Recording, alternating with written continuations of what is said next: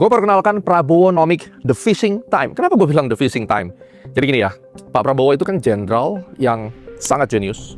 Beliau itu udah ahli strategi, dan tentunya gerakan-gerakan Pak Prabowo itu tidak akan bisa dimengerti oleh orang-orang awam seperti kita. Artinya, di dalam strategi pemerintahan beliau, yang diutamakan itu adalah trust dan misi percobaan. Nah, ini adalah strategi untuk 5 tahun pertama. Jadi kalau misalnya teman-teman kalian bilang bahwa, wah udah 10 bulan nggak ada hasil apa-apa. Guys, kali ini gue bukan menjilat pemerintah. Gue akan bocorin sebenarnya konsep yang ada itu seperti apa, oke? The Fishing Time. Pak Prabowo itu ahli strategi itu nomor 1. Tidak mudah untuk mengerti jurusnya beliau. Dan yang kedua, beliau mengutamakan kepercayaan pada orang-orang yang diberi kesempatan sama beliau di periode pertama. Banyak orang yang bilang, iya kan itu semua titipan, itu adalah jabatan-jabatan titipan. Even kalau itu titipan, Pak Prabowo tidak masalah.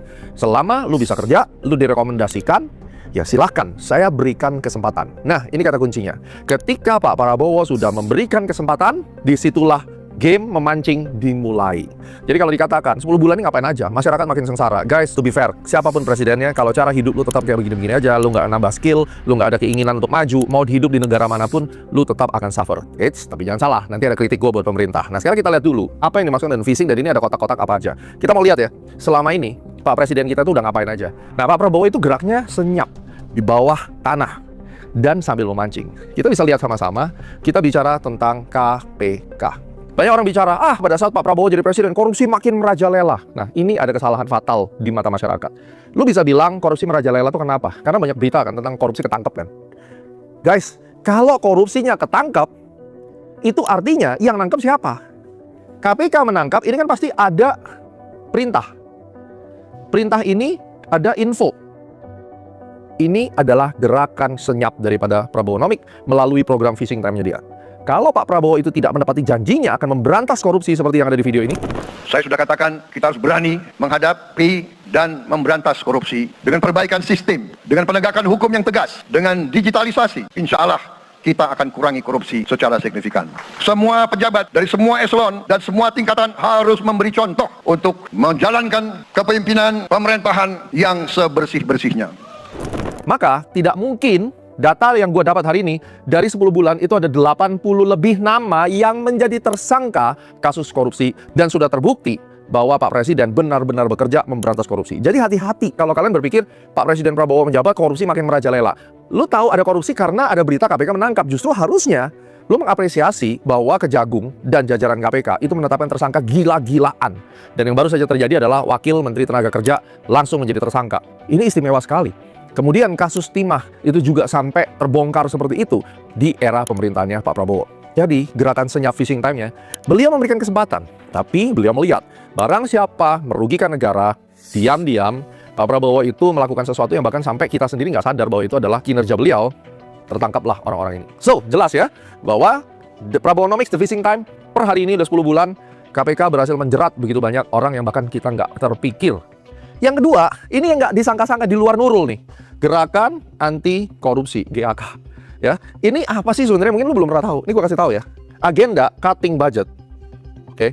Ini selain juga dilakukan oleh banyak negara, nggak cuma Indonesia, Amerika juga sama, Korea juga sama. Tapi cutting budget ini sebenarnya adalah gerakan senyap, gerakan mancingnya Pak Prabowo untuk nunjukin dan untuk mancing semua orang keluar, di-cut pemangkasan budget.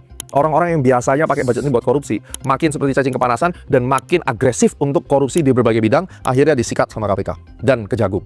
Ini adalah salah satu strategi mancing yang namanya tikus-tikus itu keluar dengan cara kasih racun di dalam tanah. Di tanahnya disuntik racun. Racunnya apa? Potong budgetnya. Mereka makin bergeliat, mereka cari cara untuk korupsi, kemudian informasi dibocorkan pada Kejagung dan KPK, dihajar dan tertangkaplah. Ini angka ini nanti prediksi gua akan mencapai sekitar 130 sampai 150 nama sepanjang 1 sampai 2 tahun ke depan. Dan ini masih akan terus berkembang.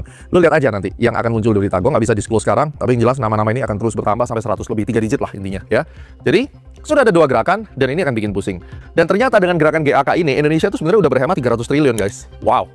Ini kalau bukan karena Pak Prabowo, karena siapa? Sekali lagi gue nggak jilat beliau ya, gue nggak kenal sama beliau juga.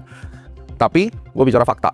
Gue melihat apa yang gue dengar, dan ini informasi A1 tentang The Fishing Time. Ini mekanisme Prabowonomics. Berikutnya di sini ada MBG. Banyak orang ngebully, yalah memang dalam prosesnya ngaco sih, terus terang ada yang sampai basi dan seterusnya. Tapi kan ini namanya sistem yang sedang berjalan, tentunya ya kita harus fair ngomong, banyak juga pelaksananya programnya Pak Prabowo itu nggak kompeten. Tapi ya pelan-pelan kan diperbaiki, ya kan? Tidak selamanya makanan itu busuk, tetap dijalankan. Nah, ternyata MBG ini selain dianggap tidak membantu, sebagian orang terbantu, ya itu subjektif lah ya. Tapi faktanya, ini telah menciptakan 290.000 lapangan kerja. Dan banyak banget tangan-tangan yang terbantu, vendor-vendor yang terbantu, UMKM terbantu dengan adanya program MBG. Memang ini masih angkanya jauh dari 20 juta lapangan kerja. Guys, beliau masih kerja 10 bulan. Lu jangan minta Pak Prabowo itu bisa roro jonggrang. Negara ini udah akut hancurnya. Siapapun yang jadi presidennya juga butuh waktu. Ya kan, kalau misalnya periode sebelumnya dikasih kesempatan 2 periode, lu jangan dong ngejudge dari periode yang lama, lalu Pak Prabowo dibilang lu gak bisa kerja, lu jelek, lu cuma omon-omon doang, lu cuma joget-joget doang. That's not fair at all ya. Cuma 10 bulan bisa nangkep korupsi yang kayak ini. Lu kira nangkepin orang korupsi itu nggak ada resiko ya? Itu perlu dipertimbangkan. Berani cutting budget, berani bikin sentuhan MBG, dan sudah ada lapangan kerja baru sebanyak 290.000. Dan juga ini melibatkan 1 juta petani, nelayan, dan peternak untuk mensupport program MBG. Nah, yang keempat, ini menarik. 9 naga, oke? Jadi sekarang tuh ada 9 naga yang interchangeable dengan 9 haji, oke? 9 haji dan 9 naga. Dulu tuh 9 naga, terus kemudian didesain baru nih gamenya 9 haji. Artinya saya nggak mau rely banget sama 9 naga, dan akhirnya 9 naga itu dipanggil ke istana, lalu dimintain. Selama ini gue bantuin bokap lu ibaratnya, dan kali ini adalah generasi lu yang harus mengabdi kepada negara. Gue nggak bisa disclose di sini apa pembicaranya, tapi satu-satunya presiden yang berani manggil 9 naga ke istana dan minta secara terang-terangan, lu harus bantu, lu bantu ini, lu bantu ini, lu bantu ini, lu bantu ini. Kalau lu nggak bantu, konsekuensinya ini. Gue nggak bisa disclose, tapi mungkin itu bisa salah, tapi yang gue dengar harusnya benar. Setelah itu 9 naga datang ke istana, lalu pulang, dan ya terjadi something deal di situ. Kebanyakan masyarakat berpikir bahwa wah ini Pak Prabowo ini didatengin bos-bosnya, wah ini pasti nanti akan ada barter, tukar posisi, tukar jabatan. Salah besar guys. Beliau mengundang 9 naga, memaksa mereka dalam tanda kutip untuk berkontribusi pada negara, bukan sebaliknya. Kalian catat, kalian cari tahu kebenarannya, karena ini adalah hal yang paling gila menurut gua. Hanya satu-satunya presiden setelah Pak Presiden Soeharto yang berani melakukan ini, dan itu menarik banget. Pak Prabowo meminta 9 naga untuk berkontribusi pada negara kita. Nah, yang terakhir kita bicara tentang harga beras yang terus naik. Memang Pak Prabowo mengakui harga beras kita tuh tinggi. Makanya sebenarnya dia melanjutkan konsepnya Pak Soeharto untuk swasembada pangan, tapi belum bisa dilakukan. Yang ada adalah memberikan kontribusi 10 kilo beras untuk orang-orang yang miskin, dan sampai hari ini udah 16 juta orang yang terbantu. Ini fakta. Tidak bisa dipungkiri program ini adalah program yang gua sorotin sebagai salah satu strategic program yang dilakukan oleh Prabowonomics, dan cara dia yang sangat elegan dan pinter untuk mancing tikus-tikus ini untuk keluar dan dibantain satu-satu. Baru 10 bulan loh, bagaimana kalau 4 tahun? Apa yang akan terjadi? Nah, ini adalah sebuah fakta yang kita mesti lihat, dan kata kuncinya sebenarnya guys, bersabar. Biarkan sistem berjalan, biarkan proses mancing ini berjalan, dan kita akan lihat hasilnya. Nah, di segmen kedua, mari kita kritik pemerintah bersama, apa yang mudah-mudahan bisa didengarkan oleh Pak Prabowo dan bisa mengoptimasi program daripada fishing time beliau.